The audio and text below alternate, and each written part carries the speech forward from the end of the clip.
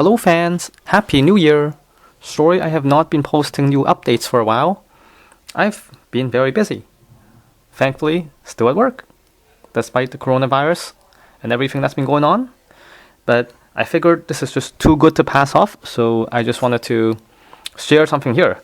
It's a joke that I made a number of weeks ago, but in light of the events that happened on January 6th and the events that happened thereafter, I guess my joke might actually happen. So it would be sad not to put it up. And I thought, okay, well, let's record it and put it here, and let's see whether or not my joke comes true.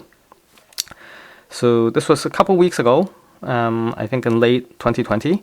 I was just joking with a couple of people and telling people that, well, looking at the election, Mr. Biden, he might not be the 46th president of the United States. And it's interesting to see the reactions they get when people hear that. I think the first and most prevalent reaction that I heard was, why, you think that the election was actually rigged, or there was actually voter fraud, or there was something wrong with the election?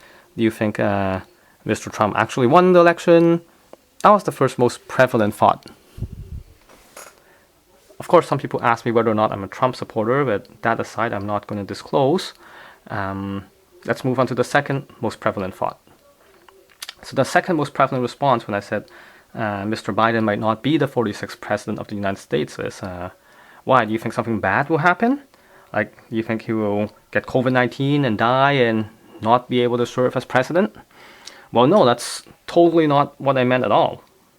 I never said Mr. Biden will not be president of the United States of America. If you listen carefully, I said he would not be the 46th president of the United States of America.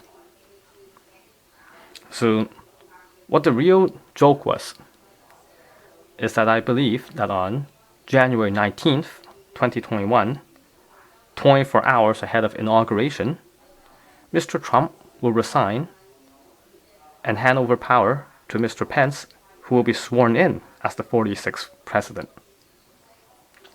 And Mr. Pence's first order of business, as soon as he's sworn in, even before he gets the access codes to the country's nuclear arsenal, his first order of business would be to give a special presidential pardon to Mr. Trump and all his closest allies.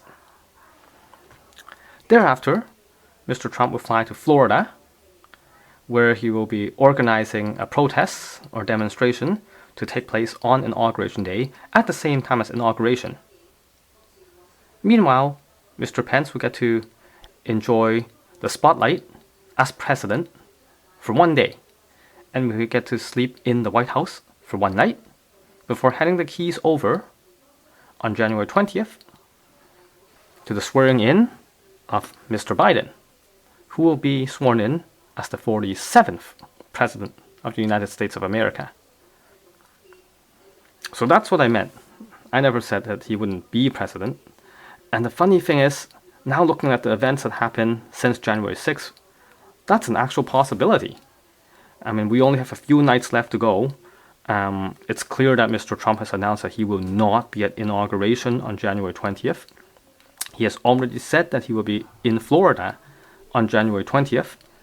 So let's wait a few more nights, a few more sleeps, a few more days to see what truly happens on January 19th and on January 20th.